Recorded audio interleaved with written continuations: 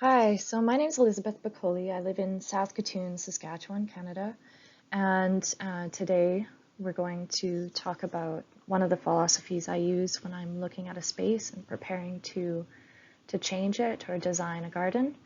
And one of the things I think about first is how that space will feed everything. So looking at this map, you can see that Saskatoon is in Saskatchewan, and this area of Saskatchewan is Treaty 6 territory and home of the Métis people. If we go back in time, this area would have been mostly grasslands. This is the moist mixed grassland ecosystem, which is a bit confusing because it is semi-arid, it's quite dry. So in North America, we have between 2 and 3% of native prairie left. It is one of our most endangered ecosystems. And so this is why I do some of the work that I do. So when you begin your journey on a piece of land, what is most important is just observation. So start with observing and getting to know your natural neighbors and their gifts, because what you will find is that there are many things already happening that we might not be able to improve upon. So try to drop your human as dominant species view to see the intrinsic value of life as it is. What are the relationships that are there? Is nature already starting your garden without knowing your plan? What is nature's plan? Is nature trying to feed the pollinators? Is nature trying to sequester the extra carbon and increase photosynthesis? So you can think of these in terms of how brome grass or quack grass takes over land and ensures that the soil stays in place and ensures that soil organic carbon grows, or how dandelions feed pollinators all year long. So different things to consider would be what lives in this space. So here are just some examples. So in Saskatchewan, or on the prairies, there are at least 387 species of bees, most of these being indigenous bees. And a lot of indigenous bees are solitary, which means they do not have a stinger, and they have specific food requirements and specific nesting requirements. So this is Hylaeus bacillus. They require nectar from members of the rose family, and they overwinter as eggs in the stems of herbaceous plants. So if you think about how areas that are left with the stalks of flowers standing at the end of winter, that would be habitat for creatures like this, and it's important to acknowledge that. So this species is quite rare, more in southern Saskatchewan, small checkered skipper. So they require nectar from mallow and aster families, and they have to lay their eggs on the leaves of mallows. And the native mallow in this area is scarlet mallow, which is not a common plant. So it is important to look into what is needed here for the habitat of these creatures that really need our help.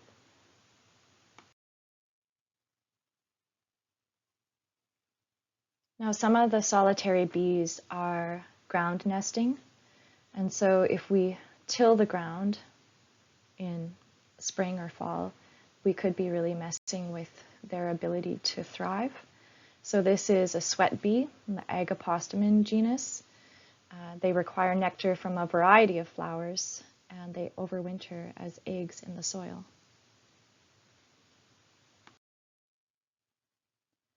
Since we're on the prairies, we really need to think about grass, but we need to rethink what grasses that we plant. So in Saskatoon, Saskatchewan, where I live, and throughout much of the province, most people still plant Kentucky bluegrass, which is a plant that requires a lot of water and not adapted to this climate at all. So this is Betulua gracilis, or grandma's eyelashes, blue grama grass. And it stays short. It's a very short species. So this one I often suggest to my clients to plant as their lawn, especially when they're planting flowers between. Then it's like you're rehabilitating a prairie ecosystem in your own space.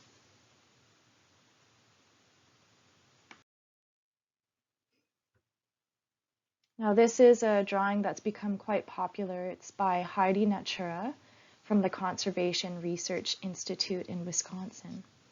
And I love this drawing because it shows the extent of the difference between prairie plants that are adapted to the dry climate and in some cases the nutrient deficient like sandy soils in our area. And on the very far left you can see what the Kentucky bluegrass looks like in comparison for their root systems.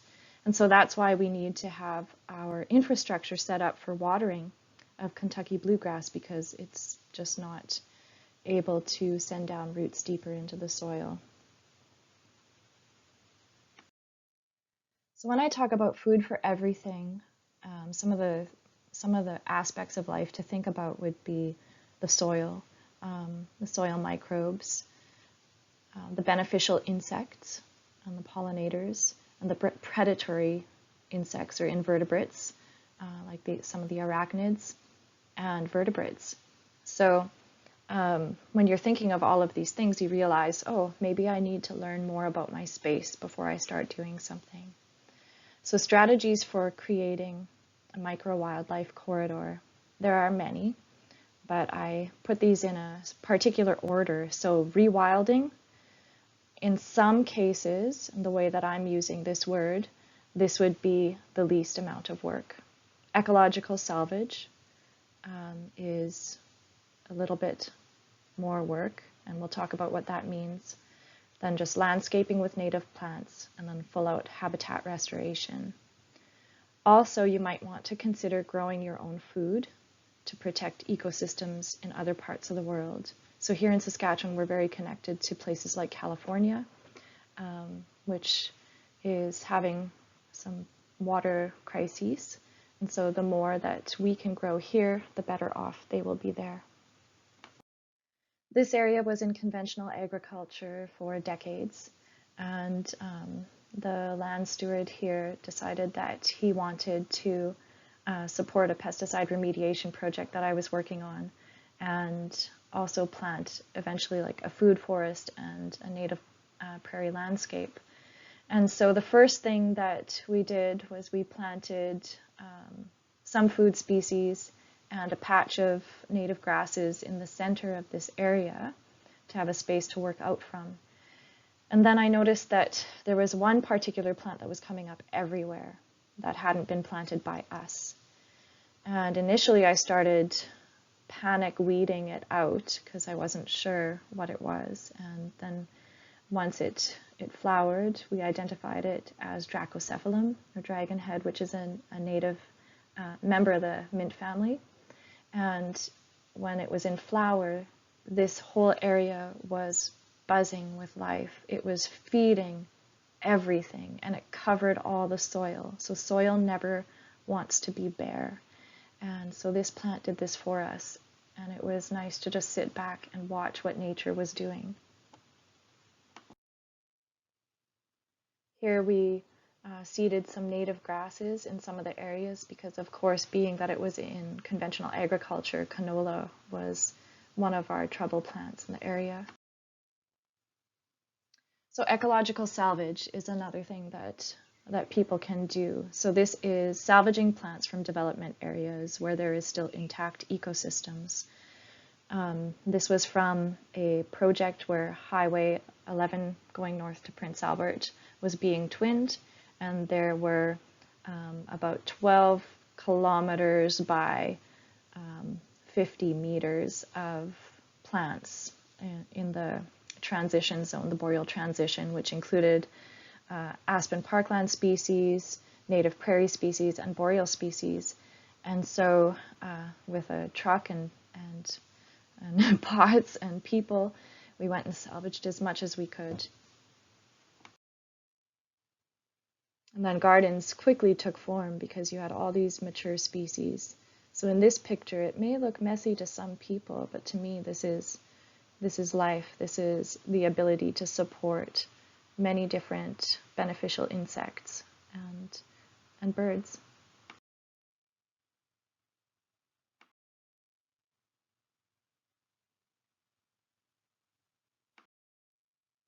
This is another example of an ecological salvage project. So this is the Eco Center at Brightwater Science, Environment and Indigenous Learning Center. And the area had quite a bit of native prairie. And so with a group of students and the help of the contractors actually that were building the building, we used the bobcat to move the prairie out of the way temporarily and brought it back to the site. So you'll see there's still a line of sand in this photograph that is not covered by the plants, but the plants up top have now started to grow down, and the plants from the base have grown up, and a lot of that area is now covered by plants, and so erosion of the sand isn't happening. Without putting those native prairie plugs back around the building, the erosion would have been really significant, because this is a fully sand-based habitat. So that was a really successful ecological salvage project. Landscaping with native plants. So you can do this anywhere. This particular picture is on a boulevard, and there are several species in this small circle on the boulevard, surrounded by mulch so that it's not too much work for the people who live here. In this picture, we see the flowers of gaillardia, yellow evening primrose, and wild blue flax, and also some yarrow there at the bottom. Some schools are also putting in habitat gardens in order to teach about our ecosystems. And so this was when the garden was first planted, and it was maybe a bit early on this train, and perhaps not everyone understood the purpose. But it was an excellent learning opportunity about the education that needs to happen around ecosystems and ecosystem health. So ecological literacy that still needs to enter into our education systems.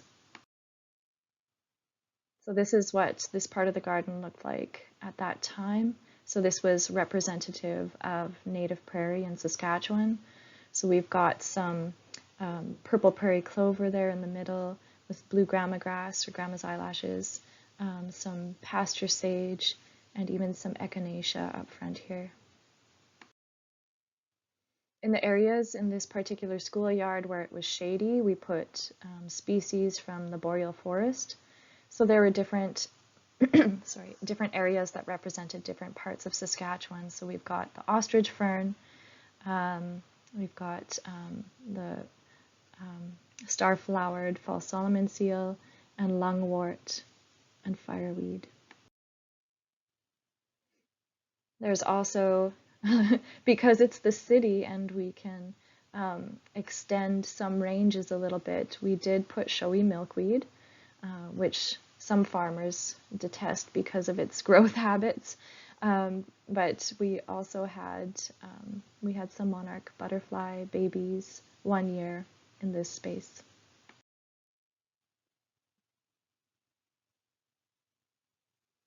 This was an interesting project in the middle of a brome field, and just to introduce back some of the native biodiversity. As brome grass, if you're not familiar with it, it's quite aggressive, or at least smooth brome. It's not from North America, and it will choke out and take over an area. It's very intelligent, this grass. All around that circle, I tried to keep the area clean of its roots, and eventually it just went under the depth of my garden fork and started growing up through the plugs of different plants, kind of like it was hiding.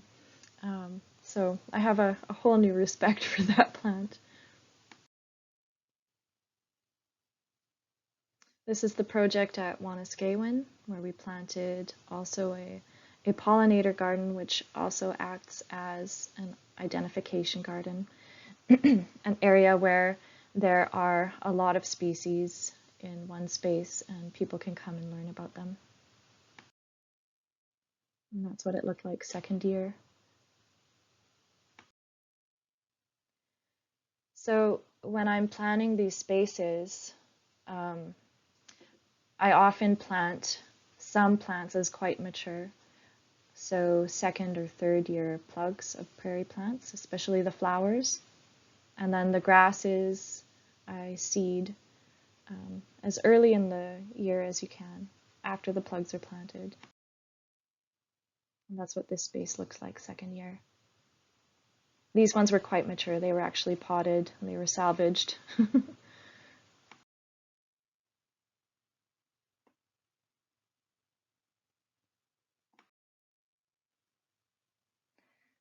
So sometimes people just have a lawn that they want to get rid of, which is a good idea, especially when it's a drought.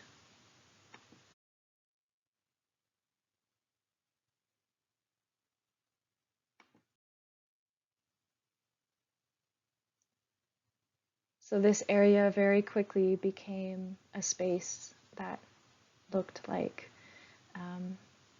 it was wild and had been for a time. It's important to always mix in nitrogen fixers. So this is Oxytropis. There are many native prairie nitrogen fixers that you could include. Sometimes the area that you'll be working in, it has shade. So in this particular space, the grasses were not surviving. And sometimes people think that moss can kill grass, but it really cannot. Moss will just grow in spaces where the situation is right. And this area was quite moist and very shady. And so the moss started to grow. So we took out the grasses, but salvaged the moss.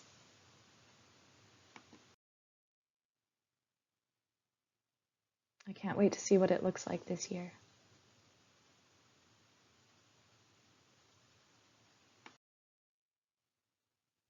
This particular yard was already landscaped as an edible garden, and it was beautiful, beautifully landscaped before I came.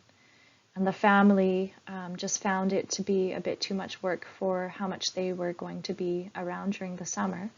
And so they asked if it could be transformed mostly to native plants and the fruit-bearing shrubs. And this is an excellent combination.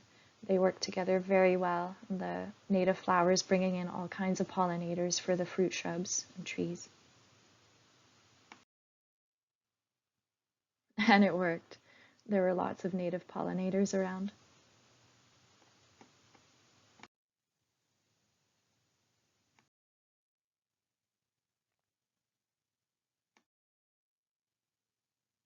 So sometimes water won't be deficient in your space. Sometimes you'll have too much, and it's really important to figure out how to deal with that first. So this season we'll see if this is enough diversion. So a lot of the water goes into a rain barrel and then trickles out the side down these rocks into an area where there's water-loving plants growing.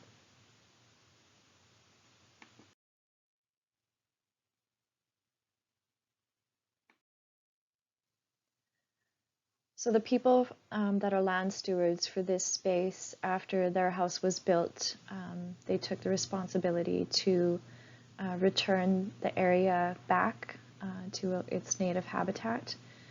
So this is a really sandy area, and we worked with a lot of mature plant plugs, as it was going to be really challenging for anything to take hold on this sand. And so we'll have to see this year how it has done. What's interesting in this space, though, is that the root systems of a lot of the plants, even though the sand had shifted and covered up a lot of the area, those root systems were still present underneath the sand. So that's why I suggest to people often just to wait and watch and see what happens. If you can. Some areas where the erosion is too much, you just can't leave it, but in some cases it may come back on its own.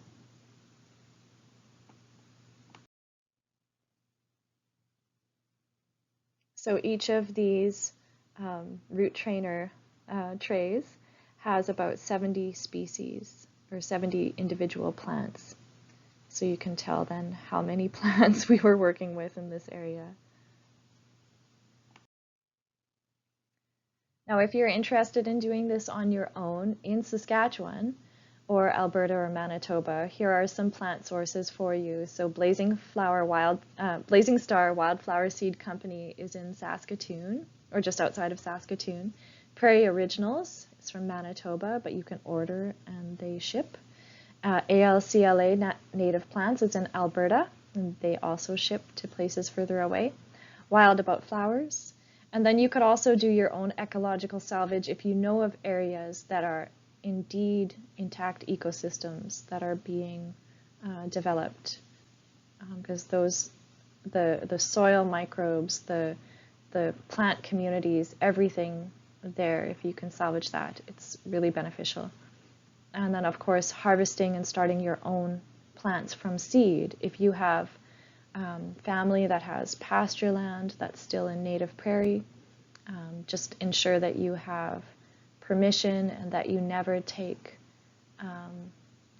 too much seed. You need to ensure that a lot of seed is left behind for that, not only that plant to reproduce, but also for the creatures who depend on eating those seeds.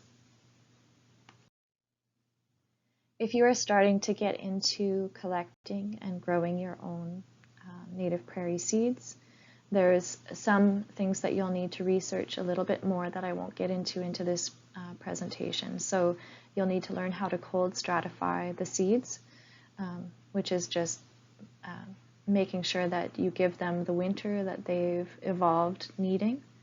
And you'll have to scarify some of the seeds, not all of the seeds, so it's important to know which ones you need to scarify. So for instance, this picture is of purple prairie clover, which is a tiny seed that can be scarified between 2 pieces of sandpaper or by soaking them in warm water overnight. And when you're planting plants, you need to also understand that not all of them will be ready to be planted out first year. Excuse me, a lot of them benefit from being 2 or 3 years old before you plant them out.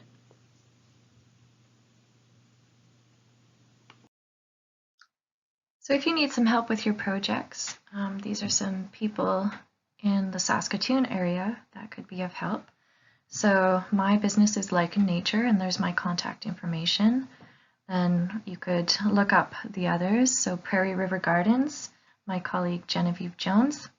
Borealis Earthscapes, that's William Stacy. And Holistic Landscape and Design with Stephen Wigg. So it's the year 2020 right now, and he may not be available this season, but in the future, look him up if you have questions regarding permaculture and design.